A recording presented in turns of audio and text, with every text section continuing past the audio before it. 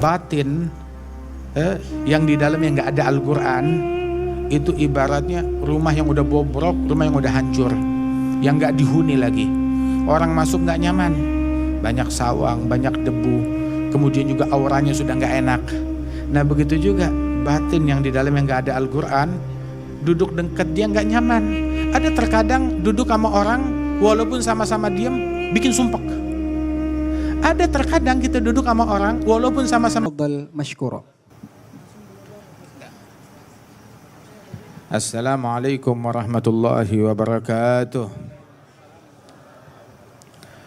Alhamdulillah, wassalatu wassalamu ala sayyidina Rasulillah, Sayyidina Muhammad bin Abdullah, wa ala alihi wa sahbihi wa mawalah, ma ba'd. Kita bersyukur kepada Allah subhanahu wa ta'ala yang mengumpulkan kita di rumahnya, di masjid yang mulia, yang agung, Masjid Istiqlal.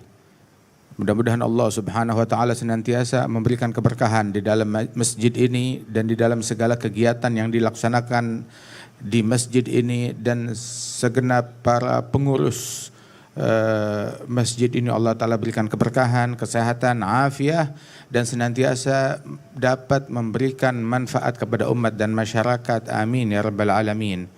Dan juga para guru-guru kita yang hadir tengah-tengah kita, bil khusus Sayyid Profesor Al-Habib Aqil bin Husain Al-Munawwar, dan juga para profesor-profesor lainnya, para asatidzah, para guru-guru, dan juga hadir Sayyid Ahmad As-Saggaf, dan juga akhina Dr.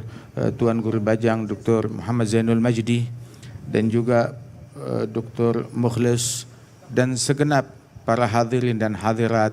Terutama juga kita mengucapkan selamat atas ulang tahun dari Pusat Studi Al-Quran yang telah menanamkan dan menyebarkan hakikat dan ilmu-ilmu Al-Quran di tengah masyarakat. Mudah-mudahan Allah Ta'ala senantiasa melimpahkan keberkahan dan manfaat. Amin ya rabbal alamin.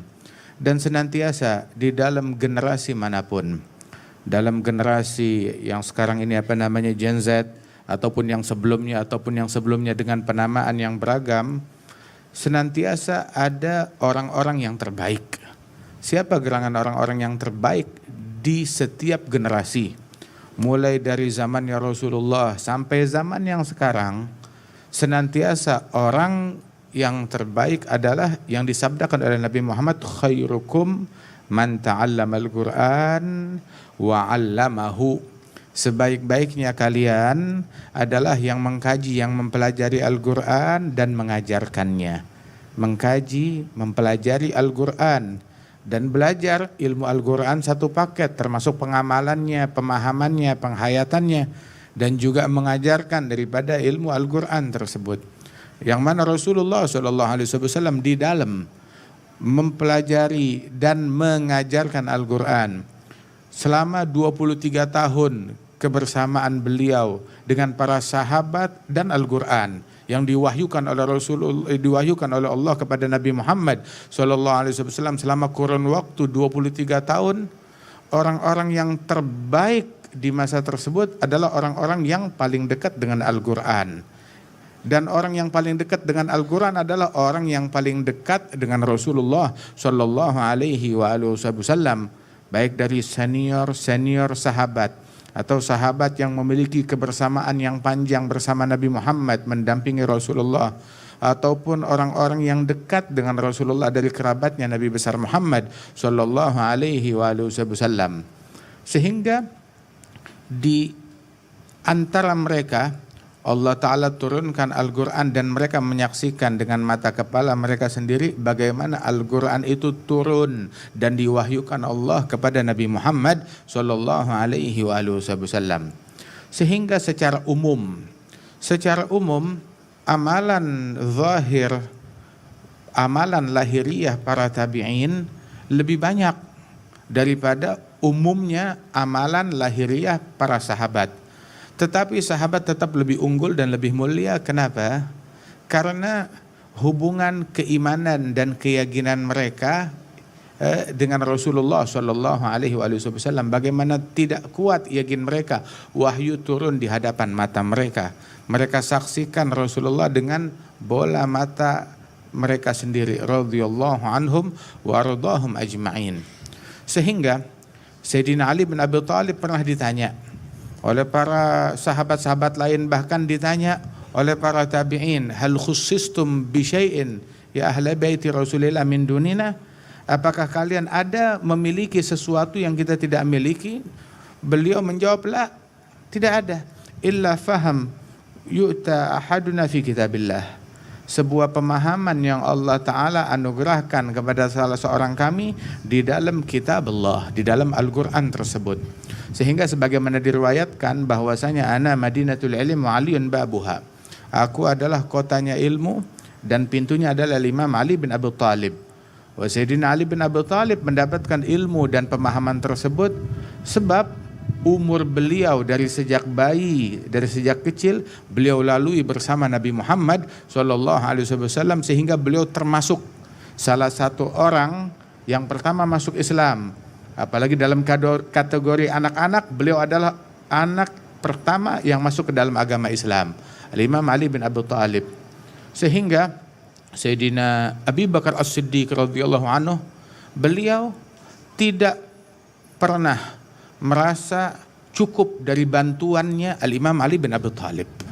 Begitu juga Sayyidina Umar bin Al-Khattab senantiasa perlu kepada bantuan dan juga saran dan bimbingan Al-Imam Ali bin Abi Thalib. Padahal Sayyidina Ali bin Abi Thalib lebih muda dari mereka. Dan begitu juga para sahabat-sahabat lainnya. Sehingga sampai dikatakan oleh Sayyidina Umar bin Al-Khattab, beliau doa kepada Allah Ta'ala, beliau sampai mengatakan, na'udzubillah min mu'dilat laisa fiha Abul Hasan. Aku berlindung kepada Allah dari segala bentuk problem, masalah yang di dalamnya tidak ada bantuan, tidak ada support dari Abul Hasan, Al-Imam Ali bin Abi Thalib karamallahu wajhah. Walaupun Al-Quran wahyunya sudah putus, akan tetapi senantiasa pemahamannya dan keilmuannya mengalir terus sepanjang masa. Sehingga dikatakan oleh Imam Ali bin Abi Thalib karamallahu wajhah, beliau mengatakan bahwasanya lau uridu an atakallama fi ma'na bismillahirrahmanirrahim la augartu alfa ba'ir. Seandainya saya ingin berbicara tentang makna atau tafsir dari kalimat bismillahirrahmanirrahim, maka saya akan penuhi 1000 unta dengan kitab. 1000 unta dengan kitab. Satu unta bisa memikul berapa puluh kitab. 1000 unta. Setiap unta berapa puluh kitab. Semuanya berbicara bukan tentang Al-Quran semuanya. Hanya berbicara tentang makna bismillahirrahmanirrahim. Sehingga, dan ini betul sesuai yang diwahyukan oleh Allah Ta'ala di dalam Al-Quran. Qul law kana al-bahru midadan li kalimati rabbi la nafidal bahru qabla an tanfada kalimatu rabbi walau ji'na bimithlihi madada. Seandainya lautan kami jadikan tinta untuk menulis kalimat-kalimatnya Allah Subhanahu wa Ta'ala, termasuk juga menulis pemahaman dari wahyunya Allah Subhanahu wa Ta'ala, niscaya lautan akan habis. Diisi lagi oleh Allah Ta'ala, dijadikan sebagai tinta untuk menafsirkan ayat-ayat Allah Subhanahu wa Ta'ala, tetap akan habis lagi, enggak cukup untuk menafsirkan ayat-ayatnya Allah Jalla Jalaluhu wa Ta'ala azamatuh. Sehingga dikatakan oleh para ulama, Imam Ali bin Muhammad Al-Habsyi sahibul Maulid, beliau bilang tanazzuluhu alal ulama'i bagin ladaihim wa huwa munqati'un nuzuli. Walaupun wahyu Al-Quran sudah putus, tetapi nuzul Al-Quran sudah enggak turun lagi Al-Quran. Nuzuluh inqata'. Al-Quran turunnya itu udah putus, tetapi tanazzuluhu pemahamannya senantiasa abadi sepanjang masa. Sehingga senantiasa di antara para sahabat Rasulullah yang memiliki pemahaman daripada atau penafsiran daripada ayat-ayat Al-Quran. Kemudian juga pemahaman yang difahami oleh para tabi'in dan tabi'in dan para mufassirin setelah mereka terus. Bukan hanya Sayyidina Abdullah bin Abbas saja, tetapi generasi setelah beliau. Dan alhamdulillah bumi Indonesia ini diberkati dengan keberadaan seorang mufassir yang agung, yang mulia, Al-Walid Sayyidi Syarif Al-Habib Profesor Muhammad Quraisy bin Syahab. Mudah-mudahan Allah Ta'ala panjangkan umur beliau, dan Allah Ta'ala berikan kesehatan kepada beliau, dan Allah Ta'ala berikan manfaat insyaAllah kepada umat dengan berkat beliau. Amin ya Rabbal Alamin. Nikmat dan anugerah dari Allah Subhanahu wa Ta'ala daripada pemahaman Al-Quran tersebut yang senantiasa Allah Ta'ala berikan kepada para pewaris Nabi besar Muhammad Sallallahu Alaihi Wasallam. Sungguh agung Al-Quran yang Allah Ta'ala turunkan dari langit, ditransitkan di langit, diturunkan ke bumi, sehingga penghuni bumi tetapi menjalankan ajaran langit. Subhanallah. Sungguh agung manusia yang terbuat dari nutfah, dari air mani, diciptakan oleh Allah dari tanah, tetapi terkoneksi dengan wahyunya Allah Jalla Jalaluhu Ta'ala Ta'zamatu. Pantaslah kalau Rasulullah mengatakan khairukum man ta'allamal Qur'an wa 'allamah. Sebaik-baik kalian yang belajar Al-Quran dan mengajarkan daripada Al-Quran tersebut. Dan pembelajaran Al-Quran tersebut dan pengajarannya itu bukan hanya sekedar teori, akan tetapi penyampaian Al-Quran, Nabi menyampaikan Al-Quran bukan hanya sekedar kalimat-kalimatnya.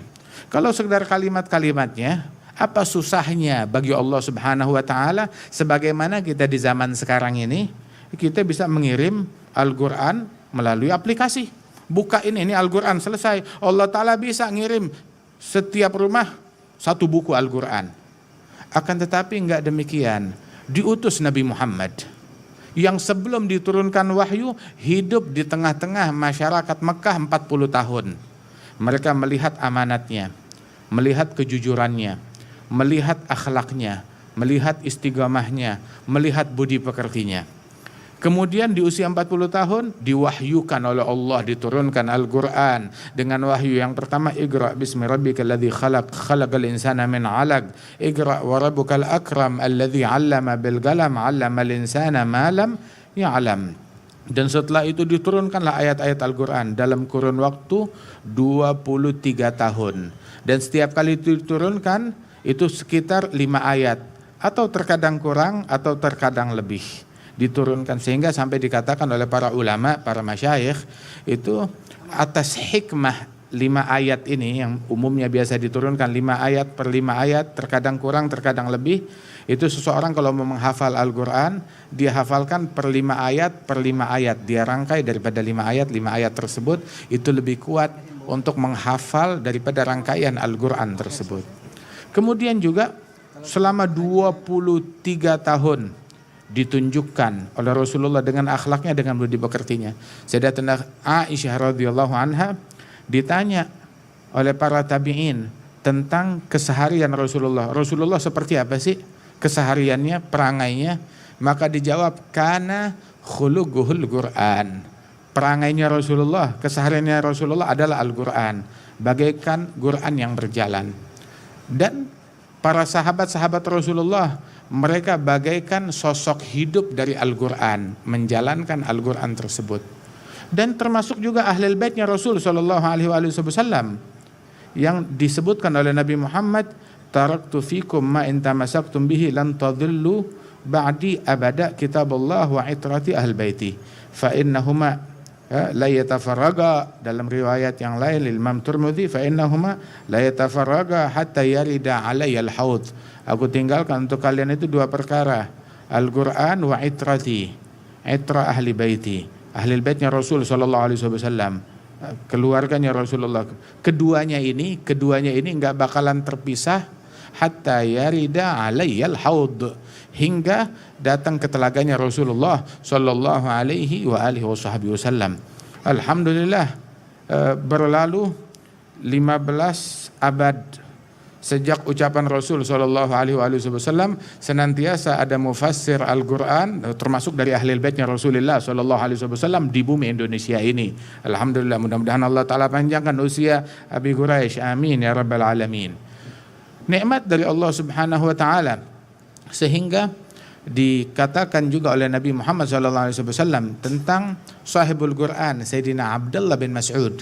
Beliau mengatakan, man arada ayyagra al-Quran tariyan kama unzil falyagra bi qiraat ibni ummi abd. Barang siapa yang ingin membaca Al-Quran masih fresh dengan bacaan seolah-olah itu masih fresh seperti baru saja diturunkan, maka bacalah dengan metode bacaan Ibn Ummi Abd. Siapa Ibn Ummi Abd? Abdullah bin Mas'ud, sahabat Rasulullah sallallahu alaihi wasallam. Siapa beliau ini? Beliau ini adalah seorang sahabat muhajir di Mekkah. Beliau dikenal sebagai sahibul Quran, dan sebelum dikenal sebagai sahibul Quran, ahlinya Al-Quran, pakar Al-Quran, beliau dikenal sebagai sahibun na'al. Dikenal juga sebagai sahibun na'al, tukang sendal. Terus sahibus siwak, tukang siwak. Bukan jualan siwak, bukan jualan sendal, tetapi dia khidmat kepada sendalnya Rasulullah. Dia khidmat menyediakan siwaknya Rasulullah. Wa sahibut tuhur, dia khidmat menyediakan air untuk Nabi Muhammad bersuci, berwudu.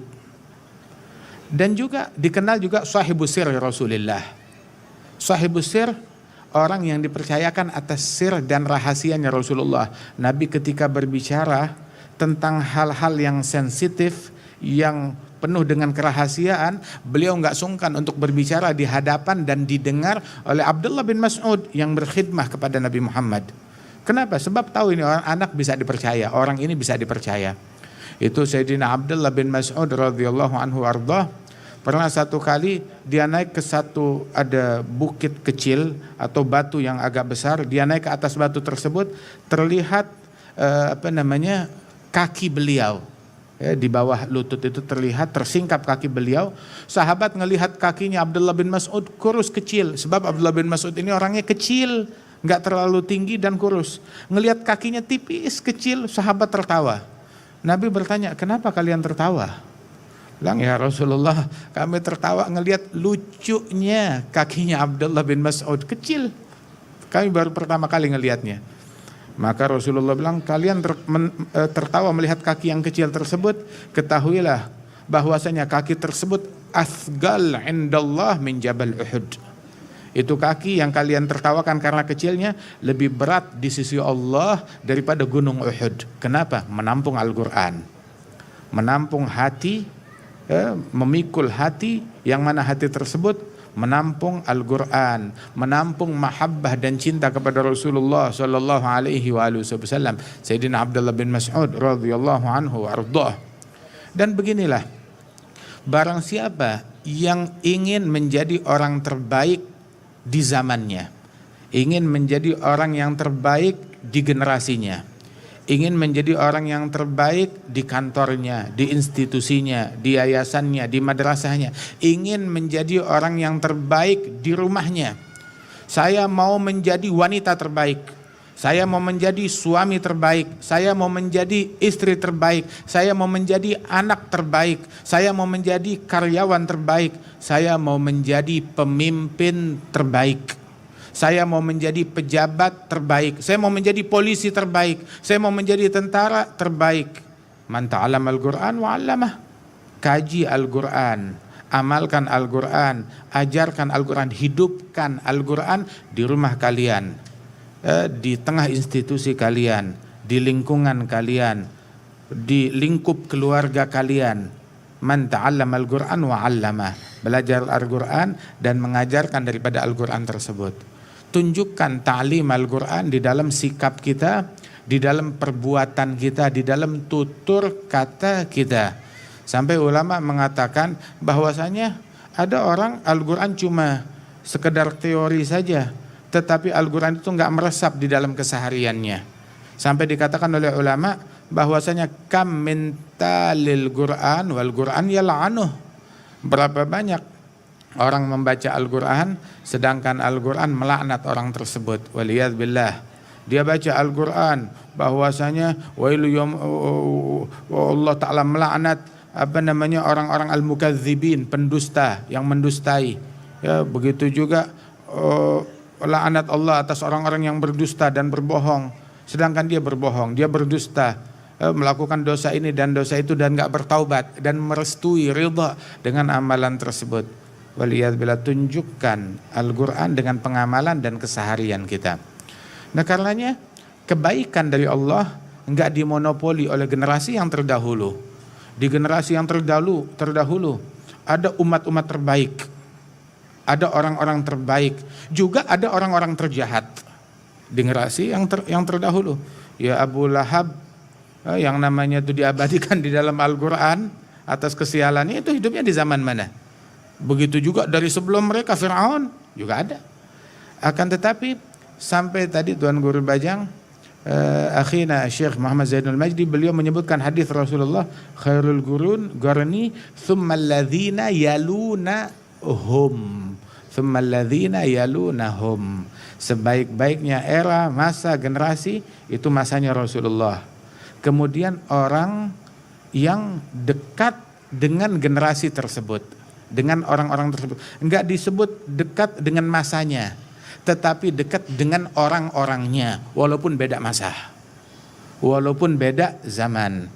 Sehingga di dalam Al-Quran juga Allah Ta'ala berfirman, Muhammadur Rasulullah walladzina ma'ahu, Nabi Muhammad Rasulullah dan orang yang bersama Rasulullah.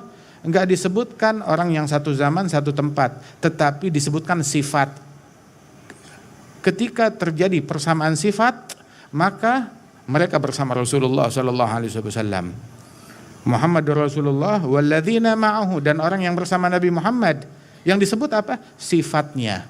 Enggak disebut alamat rumahnya ataupun disebut zaman dan waktunya. Walladzina ma'ahu disebutkan sifatnya. Asyidda'u 'alal kufar, ruhama'u bainahum, tarahum ruk'an sujjada yabtaghuna fadlan minallahi wa ridwana simahum fi wujuhihim min athari sujud, dzalika mathaluhum fit Taurah wa mathaluhum fil Injili kazar'in akhraja syatahu fa'azarahu fastaghlada fastawa 'ala suqihi yu'jibu az-zura'a liyaghidha bihimul kuffar. Wa hakadha, sifat-sifat orang yang memiliki kebersamaan dengan Nabi Muhammad walaupun beda lokasi, walaupun beda zaman. Maknanya orang dari era Gen Z, mereka bisa terkoneksi dengan Nabi Muhammad walaupun terpaut 15 abad. Bisa koneksi dengan Rasulullah sallallahu alaihi wasallam. Bisa menjadi orang yang terbaik di zamannya. Dan peluang ini terbuka untuk siapapun, sebagaimana tadi disebutkan bahwasanya ummati kal matar, umatku bagaikan hujan. Ya, nggak tahu tetesan mana yang manfaat, bukan cuma nggak bisa dimonopoli tetesan pertama saja atau tetesan kedua, tetapi semuanya punya kontribusi. Dan inilah keistimewaan umatnya Rasul sallallahu alaihi wasallam. Sampai disebutkan bahwasanya kaifa fil Bukhari juga disebutkan, kaifa idza nazala fikum ibnu Maryam wa imamukum minkum, bagaimana kelak apabila di akhir zaman Allah Ta'ala turunkan Isa ibn Maryam untuk melanjutkan sisa umurnya di tengah-tengah umatnya Nabi Muhammad. Diturunkan ke dunia Isa ibn Maryam di tengah-tengah umat Nabi Muhammad. Ketika beliau turun dijadikan wa imamukum minkum, dia turun itu ketika dikumandangkan iqamatus shalah untuk sholat subuh. Saat dia turun, maka dia dipersilakan jadi imam. Bilang, lah, sholat ini diigamahkan untuk kalian, gak bisa saya yang jadi imam.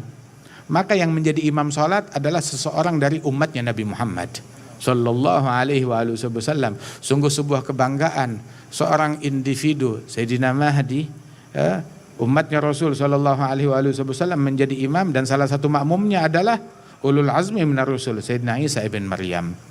Dan la yajidanna ibnu Maryam fi ummati mithal hawariyih, dan Isa ibn Maryam ketika turun ke dunia ini dia akan mendapatkan di tengah-tengah umatku ini orang-orang yang sama seperti kaum Hawariyinnya beliau. Siapa sahabat elit dari Isa ibn Maryam? Sahabat elit beliau, kaum Hawariyin. Sahabat Nabi Isa yang paling setia, yang paling mengerti beliau. Nabi Muhammad bilang, dia datang ke dunia, dia bakal menemukan di generasi akhir dari umatku ini orang-orang yang seperti kaum Hawariyinnya dia. Di dalam keimanannya, ketakwaannya, keyakinannya, kewaliannya, keunggulannya, kualitasnya. Subhanallah. Hingga layak menjadi teman duduk seorang Nabi yang agung sekelas Isa ibn Maryam. Ala nabiyina wa alaihi afdhalus salat wa azkat taslim. Masya Allah, anugerahnya Allah subhanahu wa ta'ala gak bisa diklaim hanya milik laki-laki saja, ataupun perempuan, ataupun juga milik generasi tertentu, atau suku tertentu, atau kelompok tertentu, atau bangsa tertentu. Dikatakan oleh Imam Allamatud Dunya, fa inna faydha fadlihi fin nasi jalla 'anit taghyidi wal qiyasi turuguhu bi'adadil anfasi wajuduhu jarin bikulli hali falaysa yakhtassu bidhi asbabi wala bi ahli al-jiddi wal aksabi bal faydu fadlin mun'imin wahabi fihi an-nisa yagsumna karijali. Anugerahnya Allah Ta'ala, kalau dalam warisan kaum laki-laki jatahnya itu double, 2 kali lipat dari kaum wanita. Dalam warisan itu saat asabah, laki-laki lidzakari mithlu hadzil unthayain, laki-laki 2 kali lipat dari kaum wanita. Tetapi di dalam keilmuan, di dalam ma'rifah, di dalam anugerahnya Allah Ta'ala, an-nisa yagsumna karijal, kaum wanita bisa dapat bagian yang sama seperti bagiannya kaum laki-laki. Sampai terjadi ada dialog antara Syekh Sultanah, seorang waliyah salihah, ulama besar di Hadramaut sana, dengan salah seorang dari ahli baitnya Rasul SAW, ulama besar juga, min awaladi segaf. Hingga dia bilang bahwasanya dia berkata kepada Syekh Sultanah, dia bilang, an-nagah turid an tusabik jimal, unta betina mau membalap unta jantan, mana bisa? Maka dijawab oleh Syekh Sultanah, dia bilang, unta betina, unta jantan, al-himil bil-himil wan naga zadat alaihi laban wal iyal. Yang bisa dipikul oleh unta jantan bisa dipikul oleh unta betina. Tapi unta betina punya nilai plus, dia masih punya menghasilkan susu dan bisa menghasilkan anak. Ayo, unta jantan bikin apa? Wah, kata anugerahnya Allah Subhanahu wa Ta'ala luas, nggak bisa dimonopoli oleh siapapun juga. Yang Allah Ta'ala berikan kepada umat terdahulu, Allah bisa berikan kepada umat yang sekarang. Tapi kemuliaan umat yang sekarang ini, mereka mulia kalau tahu menghargai generasi pendahulunya. Sehingga Allah Ta'ala memuji orang-orang terhormat yang tahu cara menghormati orang terhormat lainnya. Walladzina ja'u min ba'dihim. Siapa? Manhum? Ba'dal muhajirin wal ansar. Walladzina ja'u min ba'dihim yaquluna rabbana ighfir lana wa li ikhwanina alladzina sabaquna bil iman wa la taj'al fi qulubina ghillan lil ladzina amanu rabbana innaka raufur rahim. Inilah ciri-ciri orang yang mulia, tahu bagaimana respect dan memuliakan orang lain. Kemudian juga disebutkan bahwasanya salah satu unsur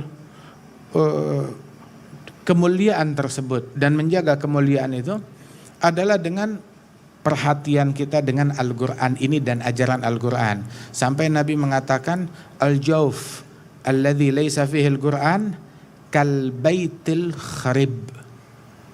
Batin yang di dalamnya nggak ada Al-Quran itu ibaratnya rumah yang udah bobrok, rumah yang udah hancur, yang nggak dihuni lagi. Orang masuk nggak nyaman, banyak sawang, banyak debu, kemudian juga auranya sudah nggak enak. Nah begitu juga batin yang di dalamnya nggak ada Al-Quran, duduk dekat dia nggak nyaman. Ada terkadang duduk sama orang walaupun sama-sama diam bikin sumpek. Ada terkadang kita duduk sama orang walaupun sama-sama diam bawaannya nyaman, tentram, enak, nikmat, berasa tumakninah. Subhanallah. Oleh itu adalah pengaruh daripada Al-Quran dan pengaruh dari ajarannya Nabi besar Muhammad sallallahu alaihi wasallam. Dan ketentraman, kenyamanan yang dibawa di dalam ajarannya Rasul sallallahu alaihi wasallam, kenyamanan yang enggak bisa ditandingi oleh kenyamanan uang, harta atau tahta.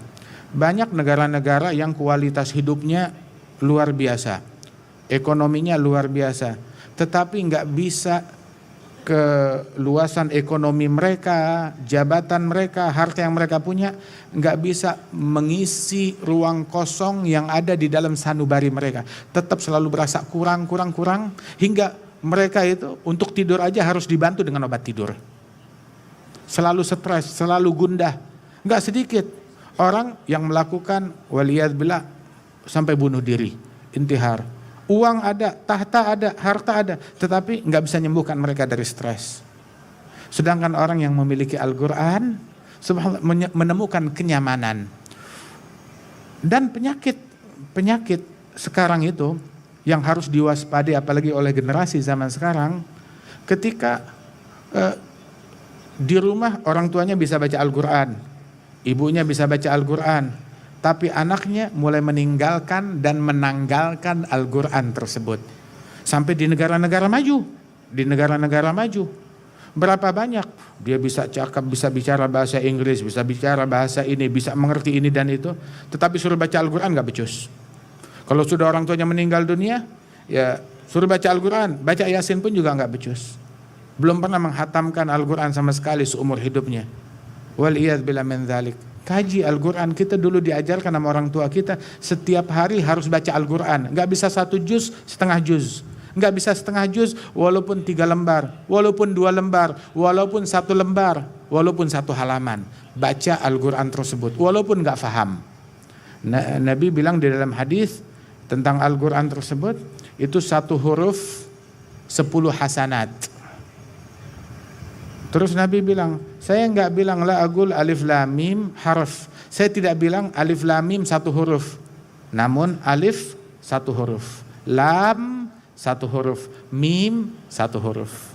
Itu Syekhana Al-Habib Umar pernah ditanya, kalau baca Al-Quran apakah mesti faham baru dia bisa dapat pahala tersebut? Beliau ngambil dari hadis ini. Nabi waktu memberikan contoh itu setiap huruf 10 hasanat. Nabi bilang, saya enggak bilang alif lam mim 1 huruf. Nah sekarang alif lam mim artinya apa? Apa artinya alif lam mim? Itu berapa banyak di dalam tafsir bahwasanya Allahu a'lam bimuradih. Allah yang lebih mengetahui apa maksudnya, apa maknanya. Ta'adduban minhum, adab mereka kepada sesuatu yang agung, yang sakral tersebut. Subhanallah. Dan alif lam mim tersebut apa semua orang faham apa maknanya? Subhanallah. Tapi walaupun enggak difahami, dapat pahalanya setiap huruf 10 hasanat.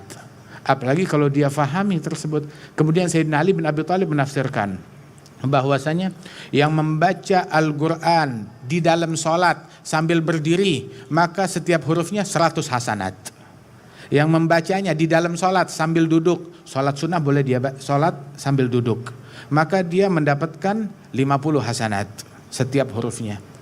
Yang membacanya ya, saat dia di luar sholat tapi dalam keadaan berwudu dia membaca Al-Quran, maka dia mendapatkan setiap huruf 25 hasanat. Yang membacanya di luar sholat dalam keadaan tidak berwudu, hafalan dia, maka setiap hurufnya 10 hasanat. Itu 10 hasanat yaitu yang disabdakan oleh Rasul sallallahu alaihi wasallam. Dan saya nggak bisa baca Al-Quran sepenuhnya. Nabi bilang ngasih hal yang simpel. Suratul Ikhlas ta'dilu thulutsal Quran. Surat Al-Ikhlas sama seperti pahalanya seperti sepertiga Al-Quran.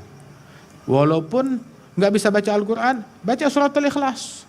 Tapi sambil dia mempelajari bagaimana cara membaca Al-Quran dengan benar sepenuhnya, maka jangan ditinggalkan sama sekali Al-Quran tersebut. Ada surat Al-Ikhlas sepertiga Al-Quran ketika dia membacanya. Bukan itu saja, tapi sambil dia mengkaji daripada ayat-ayat lainnya. Kemudian juga dalam hadis yang lain bahwasanya surat Al-Hakumut Takatsur itu ta'dilu 1000 ayah. Membaca surat Al-Hakumut Takatsur sama seperti membaca 1000 ayat dari Al-Quran. Subhanallah. Surat Zalzalah ta'dilu nisfal Qur'an. Yang membaca surat Zalzalah seperti membaca setengahnya Al-Qur'an. Dalam hadis yang lain bahwasanya ayatan min akhiril Baqarah man qara'ahuma minal lail kafatah. Ada 2 ayat dari akhir surat Al-Baqarah yang membacanya di malam hari cukup untuk keperluan orang tersebut di malam itu. Dicukupi oleh Allah, dilindungi dari segala keburukan. Dalam riwayat makna kafata, ulama bilang kafata an qiyamul lail, hatta mencukupi dia dari pahala qiyamul lail, membantu dia untuk qiyamul lail juga. Subhanallah. Apa ayat tersebut? Dari amana rasul bima unzila ilaihi min rabbih wal mu'minun kullun amana billahi wa malaikatihi wa kutubihi wa rusulihi sampai akhir daripada surat Al-Baqarah. Ayatul Kursi afdalul ayat fi kitabillah. Ayat yang paling afdal di dalam Al-Qur'an ayatul Kursi. Surat Yasin qalbul Qur'an, intisari hati jiwa dari Al-Qur'an, jantungnya Al-Qur'an, surat Yasin.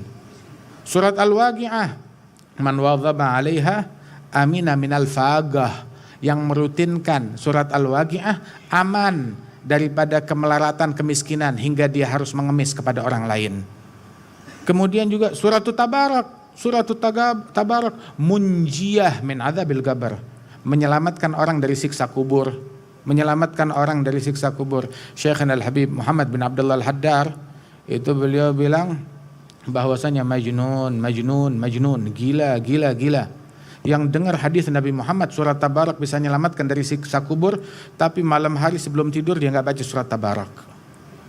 Apa dia enggak berasa bakalan masuk kubur? Semua, mau gen Z, mau gen apa lagi, semuanya juga bakalan masuk kubur. Apalagi zaman sekarang, kalau orang dulu umurnya panjang-panjang, kalau zaman sekarang hati-hati. Umur orang zaman sekarang enggak sepanjang umurnya orang dulu, itu betul. Subhanallah. Kita yang harus bersiap untuk hal yang demikian. Alhasil, ilmu Al-Quran, kajian Al-Quran gak ada habisnya.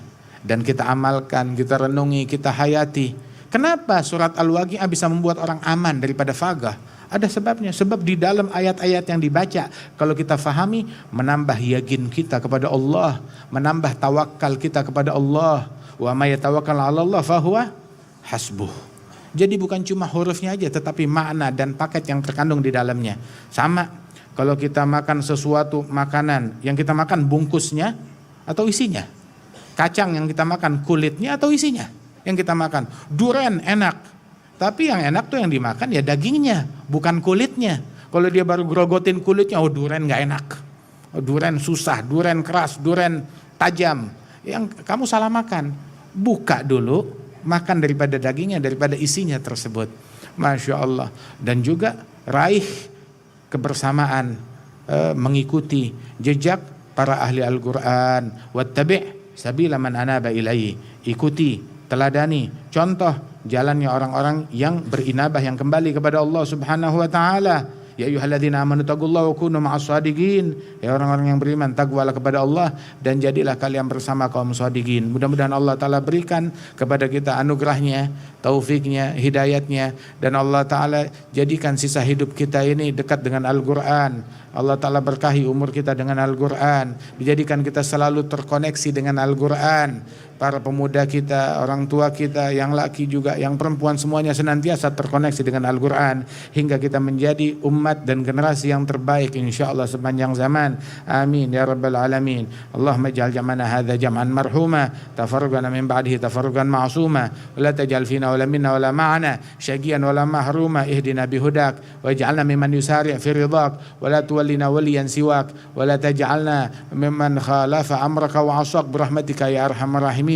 Allahumma habbibna ilal Qur'an wa habbibil Qur'an ilaina birahmatika ya karim ya mannan ya dzattal wal imtinan. Sallallahu ala sayyidina Muhammad wa ala alihi wasallam wa akhiru da'wana alhamdulillahi rabbil alamin wa ila hadrat